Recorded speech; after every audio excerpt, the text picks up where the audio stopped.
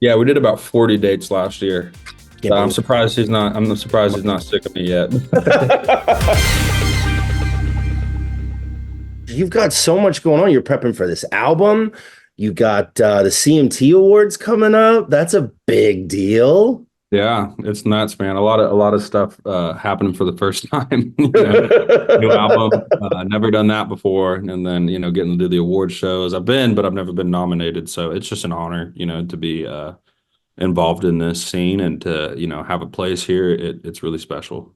What was your sort of initial reaction, thoughts when you heard that you'd been nominated in the Breakthrough Male Video at the CMT Awards this year? It really caught me off guard. I Okay. wasn't expecting that. I was excited until I saw who I was up against, and then then I got brought back down to earth. So it was really cool. But like I said, regardless of what happens there, it's just such an honor to be even considered in that with such incredible artists. For Breakthrough Video, it's Warren Zeiders, Tyler Childers, and Zach Bryan, and just yeah, what great company to be in. And so I'm just very proud to have my name right there next to theirs. It means a lot to me.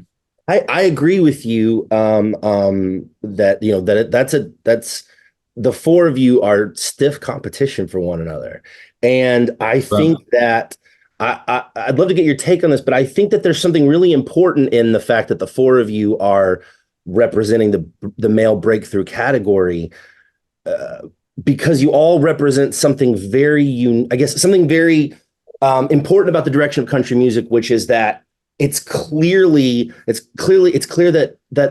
the audiences these days want that old classic feel. Do you know what I mean? Yeah. I'm not necessarily talking about sound. I know that everybody's sound is very different, but there is an energy about what the four of you do that is very timeless. And I think that that says a lot about what people are wanting out of country music these days. Yeah, I haven't really thought about it that way, and honestly, I think that's very true. Like I said, it's great company to be in, and I'm fans of each and every one of those guys. It's just really cool to just see that kind of music get recognition these days, and I think that people just want to connect. We've all gone through, I think, a really hard time over like the last 5 years. Everything's been difficult for everybody, so I think that we're just in a place where people want to hear people singing about that kind of stuff and just singing about life. Yeah. There's a place for everybody, and I'm just so glad that for all of us, but myself especially, that we have a place right now in this genre with the music that we're making. It feels really good.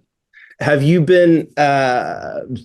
I mean, what has your reaction been to the continued success of 23? I mean, the song is a juggernaut. And once you set it loose, man, it has just continued to roll like that, Boulder chasing Indiana Jones. Yeah, it's been the only thing I can never really say about it is it's just like what a journey it's been. I put this song out 3 years ago.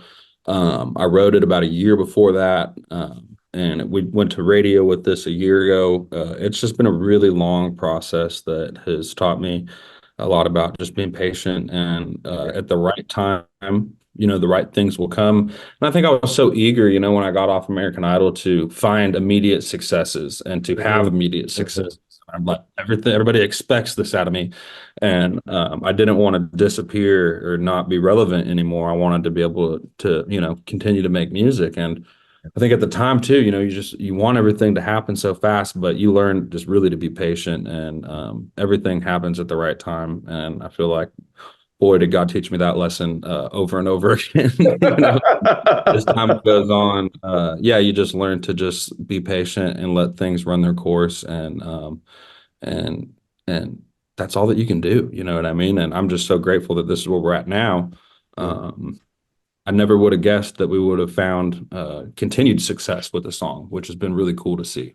It So is. It's really awesome. And jumping from that to your present and future, your debut album is coming out April 5th, just 2 days before the CMT Awards, which I mean, that's crazy right there. You just got those few days where you're just gonna be like Yeah, man. It's been wild just like putting this thing together and getting to the point to where we were mixing it and mastering it and even naming it. I had no idea what I was going to call this Mm, record throughout the okay. whole process. And it's just been so cool watching it come to life, from songs that are just in a notebook and thoughts that are just in someone's head to this whole, big picture. Uh, and then watching the tour get announced and then seeing fans react to the first drop of the songs off there. It's just really cool. I've been waiting for this moment for a long time to get, and now that I'm here, I don't know what to do. It's like you think that you'd prepare for it, and like even if I were to win an award or anything, I don't know what I would say, because you would think, you want to do it your whole life, and then it's like, but I'm not the type of person to sit down and be like, oh, I should write something to say. I think I'd get up there and just not know what to do, even though I worked my whole life just to get to that one place. And yeah, that's kind of where I'm at right now. It's just like, all these amazing things are happening, and it just feels, so good to be here in this place in my life and to be living this dream, and getting to sing the songs that I want, and sing the songs that I love. Yeah. And hopefully those are the ones that, connect with people, and we get to just keep on doing this over and over and over again. Yeah. Well, look, man, I've had a chance to listen to the album, and so I'm very excited about it. Love so much of it. I love how just sort of like dusty and whiskey soaked it sounds, and there's so many elements of classic country, and you put your twists on them. You bring them into the modern time with in the way that only you can, and it just, gosh, it just plays like an album you want on vinyl. You know what I mean? Like it just Thanks. plays like one of those kind of albums that you want that needle drop, and you want to hear that spin that record, man. And I'm curious, what was the process for you like putting together a debut album? And this is a first for you, and sort of arranging all these songs that you've, put your heart and soul and time and sweat into, and then crafting out like how they're all going to flow. What was that experience like?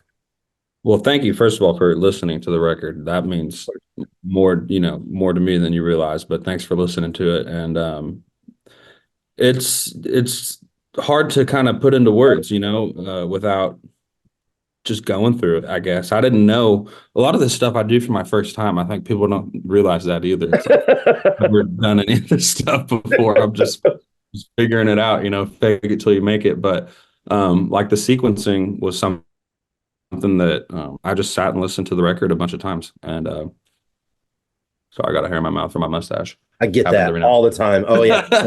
you You know what preach to it's the like. choir. But yeah, I just sat and listened to it a ton and a ton and a ton, and I'd stop and then go pick the next one and try to get them as fast as I could, so I could kind of try to get the feeling of the record. And yeah, ultimately, I thought that I had captured a sequence that pulled you in and kept you there, all the way till the end. Mhm. And I know it did for me, and so I just hope it works on other people. But it's it's definitely in the list where it tells a story. And picking these songs, we had 40 plus songs to pick from that I had been working on over the last 3 years, and that's 40 songs out of hundreds of songs, you know what I mean, that we've Wow. gone through. And I mean, just a ton of music.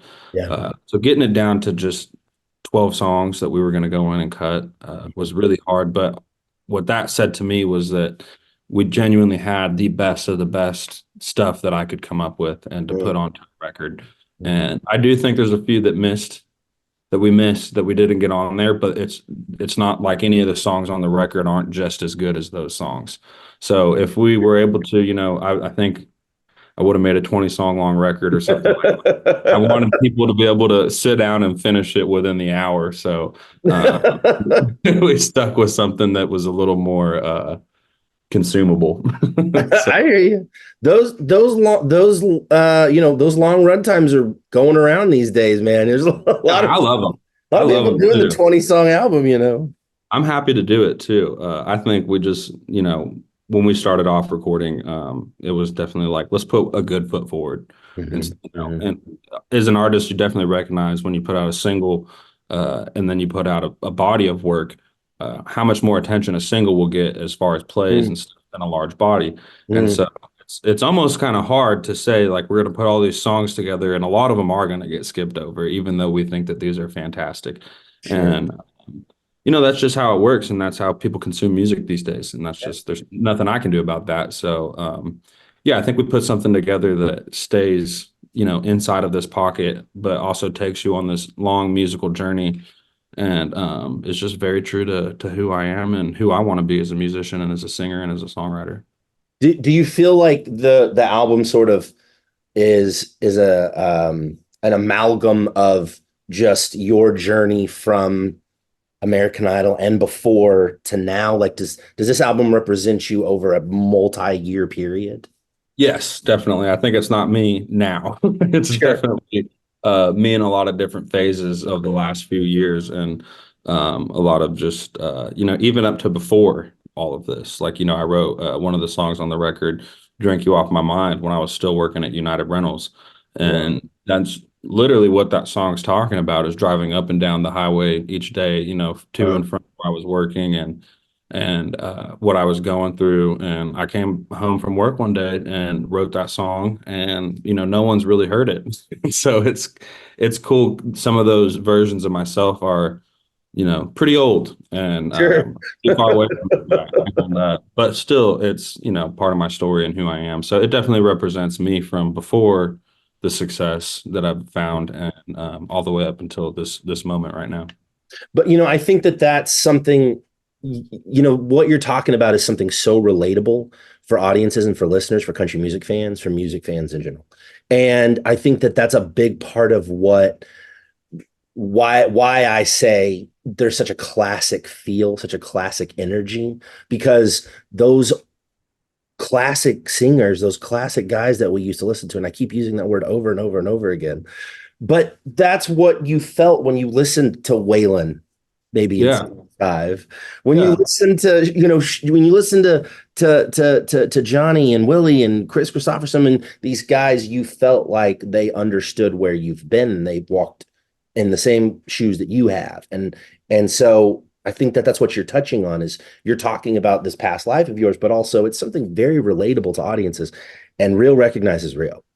I think something that's been, key for me on this one was I like to read a lot, and I like to read a lot of autobiographies and Okay. stuff that people write about themselves. And one of my favorites that I just finished was George Jones. It's called "I Live to," and I Live to Tell It All.